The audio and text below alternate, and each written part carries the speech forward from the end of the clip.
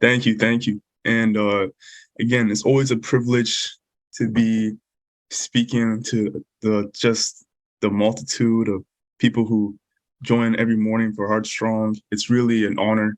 Uh, Again, as Pastor Rhonda alluded to, I am really just I'm here. I grew up in Life Center, but at the same point, I was never really on fire for God until maybe like a year and a half ago or 2 years ago. So uh, this entire progression has been very, very sobering. And just knowing that, I have just the ability to speak to everyone today about one of the most important things to us as Christians, which is Jesus on the cross. So, with further ado, let's get right into it. Matthew 26. Now it came to pass when Jesus had finished all of these sayings that he said to his disciples, "You know that after 2 days is the Passover, and the Son of Man will be delivered up to be crucified." Then the chief priests, the scribes, and the elders and of the people assembled at the palace of the high priest, who was called Caiaphas, and plotted to take Jesus by trickery and kill him. But they said, "Not during the feast, lest there be an uproar among the people." And when Jesus was in Bethany at the house of Simon the leper, a woman came to him having an alabaster flask of very costly fragrant oil, and she poured it on his head as he sat at the table. But when the disciples saw it, they were indignant, saying, "Why this waste?" I'm reading from KJV, by the way, in KJV, just to make that clear. If it's different from your version, that's why. Uh, Verse 9. For this fragrant oil might have been sold for much and given to the poor. But when Jesus was aware of it, he said to them, "Why do you trouble the woman? For she has done a good work for me. For you have the poor with you always, but me you do not have always. For in pouring this fragrant oil on my body, she did it for my burial. Assuredly, I say to you, wherever this gospel is preached in the whole world, what this woman has done will also be told as a memorial to her." Then one of the 12, called Judas Iscariot, went to the chief priests and said, "What are you willing to give to me if I offer him to you?" And they counted out to him 30 pieces of silver. So from that time, he sought opportunity to betray him. Now, on the first day of the feast of the unleavened bread, the disciples came to Jesus, saying to him, "Where do you want us to prepare for you to eat the Passover?" And he said, "Go into the city to the certain man and say to him, the teacher says, the time is at hand. I will keep the Passover at your house with my disciples." So the disciples did as Jesus had directed them and prepared the Passover. When evening had come, he sat down with the 12. Now, as they were eating, he said, "Assuredly, I say to you, one of you will betray me." And they were exceedingly sorrowful. And each of them began to say to him, "Lord, is it I?" He answered and said, "He who dipped his hand with me in the dish will betray me. The Son of Man indeed goes just as it is written of him. But woe to that man who by whom the Son of Man is betrayed. It would have been good for that man if he had not been born." Then Jesus, I'm sorry, excuse me. Then Judas, who was betraying him, answered and said, "Rabbi, is it I?" And he said to him, "You have said it." And as they were eating, Jesus took bread, blessed it, and broke it, and gave it to the disciples, saying, "Take, eat, this is my body." Then he took the cup and gave thanks and gave it to them, saying, "Drink from it, all of you. For this is my blood of the new covenant, which is shed for the many of the remission of sins. But I say to you, I will not drink of this fruit of the vine from now on until that day when I drink it new with you in my Father's kingdom." And when they had sung a hymn, they went out to the Mount of Olives. Then Jesus said to them, "All of you will be made to stumble because of me this night, for it is written, I will strike the shepherd, and the sheep of the flock will be scattered. But after I have been raised, I will go before you to Galilee." Peter answered and said to him, "Even if we all are made to stumble because of you, I will never be made to stumble." Jesus said to him, "Assuredly, I say to you this night, before the rooster crows, you will deny me 3 times." Peter said to him, "Even if I have to die with you, I will not deny you." And so said all the disciples. Then Jesus came with them to the place called Gethsemane and said to the disciples, "Sit here while I go and pray over there." And he took with him Peter and the 2 sons of Zebedee, and he began to be sorrowful and deeply distressed. Then he said to them, "My soul is exceedingly sorrowful, even to death. Stay here and watch with me." He went a little further and fell on his face and prayed, saying, "O my Father, if it is possible, let this cup pass from me. Nevertheless, not I will, but you will." Then he came to the disciples and found them sleeping, and said to Peter, "What? Could you not watch with me for 1 hour? Watch and pray, lest you enter into temptation. The spirit indeed is willing, but the flesh is weak." Again, a second time, he went away and prayed, saying, "O my Father, if this cup cannot pass from me, unless I drink it, your will be done." And he came and found them asleep again, for their eyes were heavy. So he said to them, he left them and went away again, and prayed the 3rd time, saying the same words. Then he came to the disciples and said to them, "Are you still sleeping and resting? Behold, the hour is at hand. The Son of Man is being betrayed into the hands of sinners. Rise and let us be going. See, my betrayer is at hand." And while he was still speaking, behold, Judas, one of the 12, with a great multitude with swords and clubs, came from the chief priests and elders of the people. Now his betrayer had given them a sign, saying, "Whomever I kiss, he is the one, seize him." Immediately he went up to Jesus and said, "Greetings, Rabbi," and kissed him. And Jesus said to him, "Friend, why have you come?" Then they came and laid hands on Jesus and took him. But suddenly one of those who were with Jesus stretched out his hand and drew his sword, struck the servant of the high priest, and cut off his ear. But Jesus said to him, "Put your sword in its place, for all who take the sword will perish by the sword. Or do you think that I cannot now pray to my Father, and he will provide me with more than 12 legions of angels?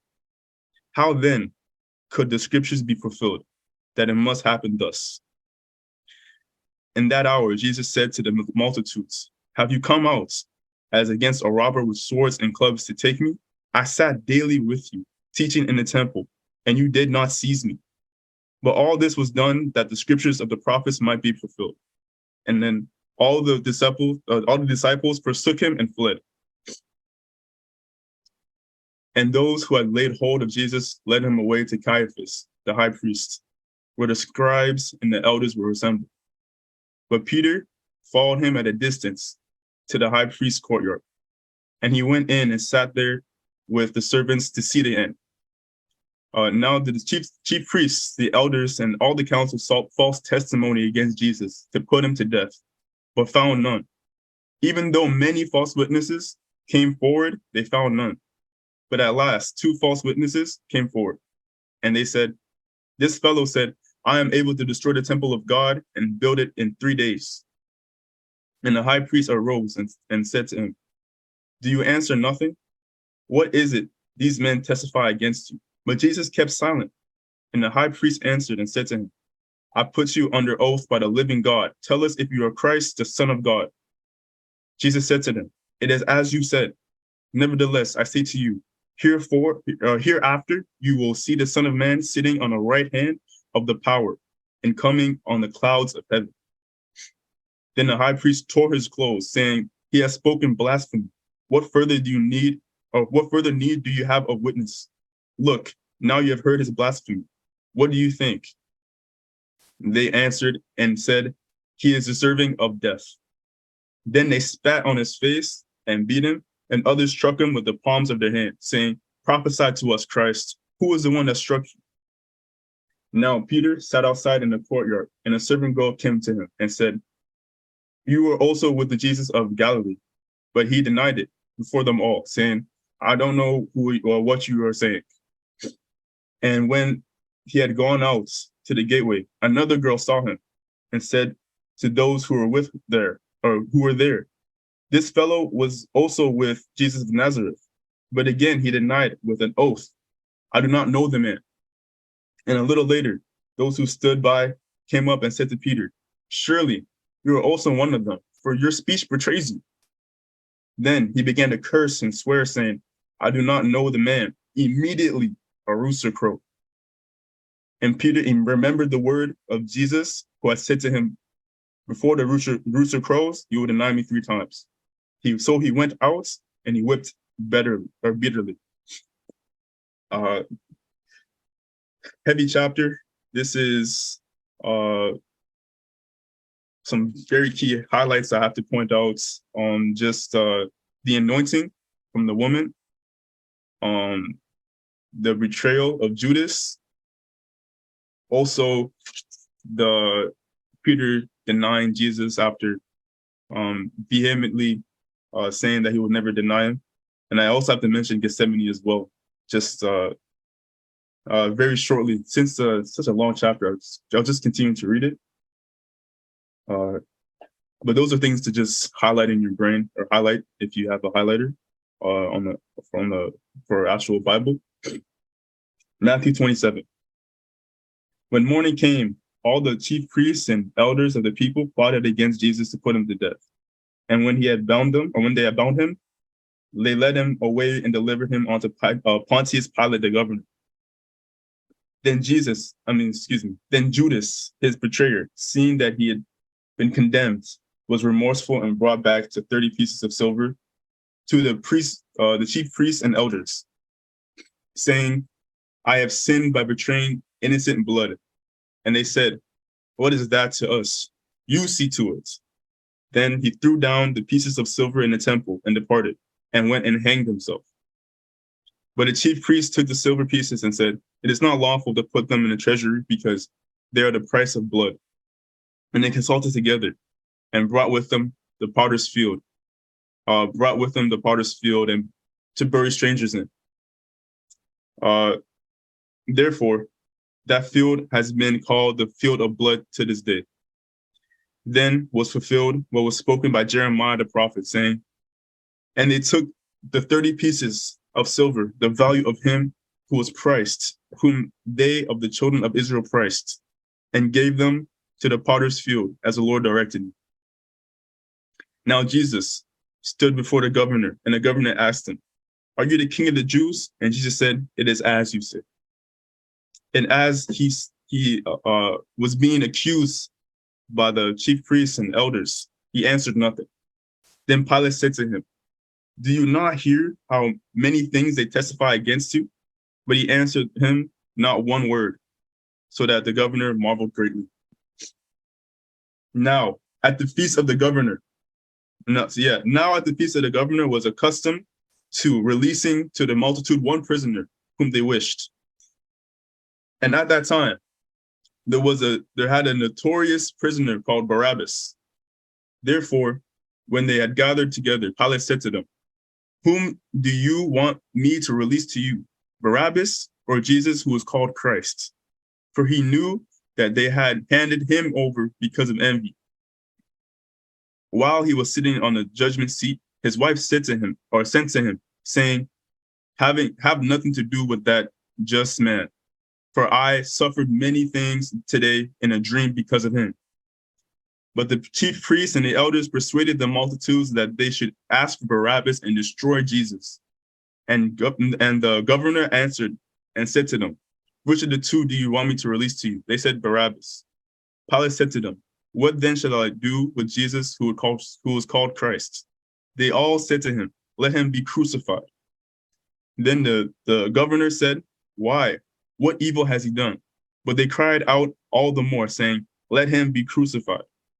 Then, when Pilate saw that he could not prevail at all, but rather that a tumult was rising, he took water and washed his hands before the multitude, saying, I am innocent of the blood of this just person. You see to it. And all the people answered and said, his blood be on us and on our children. And then they released Barabbas to them. And when he had scourged Jesus, he delivered him to be crucified. Then the soldiers of the governor took Jesus into the praetorium and gathered the whole garrison around him. And they stripped him and put a scarlet robe on him. When they had twisted a crown of thorns, they put it on his head and a reed in his right hand. And they bowed the knee before him and mocked him, saying, "Hail, King of the Jews." Then they spat on him, and they took the reed and struck him on the head. And when they had mocked him, they took the robes off him, put his own clothes on him, and led him away to be crucified.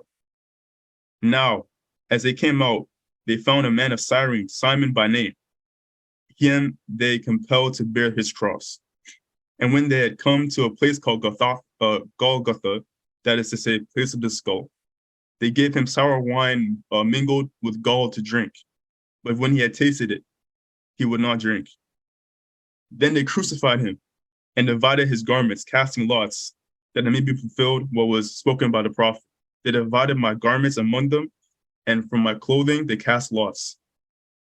Sitting down, they kept watch over him there, and they put up over his head the accusation written against him. "This is Jesus, the King of the Jews." Then 2 robbers were crucified with him, one on the right and another on the left. And those who passed by blasphemed him, wagging their heads and saying, "You who destroyed the temple and built it in 3 days, save yourself. If you are the Son of God, come down from the cross." Likewise, the chief priests also, mocking with the scribes and the elders, said, "He saved others, himself he cannot save. If he is the Son of Israel, let him come down now from the cross, and we will believe him. He trusted in God. Let him deliver him now, and if he will have him, for he said, 'I am the Son of God.'" Even the robbers who were crucified with him reviled him with the same thing. Now, from the 6th hour until the 9th hour, there was darkness over all the land. And about the 9th hour, Jesus came out with a loud voice saying, "Eli, Eli, lama sabachthani," that is, my God, why have you forsaken me?" Some of those who stood there, when they heard that, they said, "Oh, this man is calling for Elijah." Immediately, one of them ran out and took a sponge filled with sour wine, put it on a reed, and offered him to drink. The rest said, "Let him alone. Let us see if Elijah will come and save him." And Jesus cried out again with a loud voice and yielded up his spirit. Then behold, the veil of the temple was torn in two from the top to bottom, and the earth quaked, and the rocks were split. And the graves were opened, and many of the bodies of the saints who had fallen asleep were raised. And coming out of the graves after his resurrection, they went into the holy city and appeared to many. So when the centurion and those with him who were guarding Jesus saw the earthquake and the things that happened, they feared greatly, saying, "This was truly the Son of God." And many women who followed Jesus from Galilee, ministering to him, were there looking on from afar, among whom were Mary Magdalene, Mary the mother of James and Joseph, and the mother of Zebedee's sons. Now, when evening had come, there was a rich man from Arimathea called Joseph, named Joseph, who himself had also become a disciple of Jesus. This man went to Pilate and asked for the body of Jesus. Then Pilate commanded the body to be given to him. When Jesus had taken the body, he wrapped it up with clean linen cloth and laid it in his new tomb, which he had hewn out of the rock. And he rolled the large stone against the door of the tomb and departed. And Mary Magdalene was there, and the other Mary sitting opposite of the tomb. The next day, which followed the day of preparation, the chief priests and Pharisees gathered together to Pilate, saying, "Sir, we remember, while he was still alive, how that deceiver said, 'After 3 days I will rise.' Therefore, command that the tomb he made to be made secure until the 3rd day, lest his disciples come by night and steal him away, and say to the people, 'He has risen from the dead,' so that the last deception will be worse than the first." Pilate said to them, you have a guard. Go your way, make it as secure as you know how." So they went and made the tomb secure, sealing the stone and setting the guard. And what's an amazing 2 chapters to read. by far, this is the most vital event for all of us as Christians, by far. Without Jesus' resurrection on the cross, there's no hope. There's no salvation for any of us. And the simple fact that this is an omnipotent, omniscient God that came down from heaven to live amongst us and to die on a cross for sinners and for our sins to be remissed is really incomprehensible to put it in its full context and its full understanding, and to try to understand how much God truly loves each one of us. The billions and billions of people who have been on Earth throughout the centuries and thousands of years, and it's just really something to behold. And on my heart, I was really playing a song in my heart that I really think that could add a lot to this facilitation. It's called "Old Rugged Cross." It was like a really popular hymn, like a way back, and the song really just puts things into perspective of what it means for Jesus to sacrifice his life. So, at least if you don't mind, can you please, or Debbie, I'm not sure who puts it on, but can you please play the song for us? Thank you.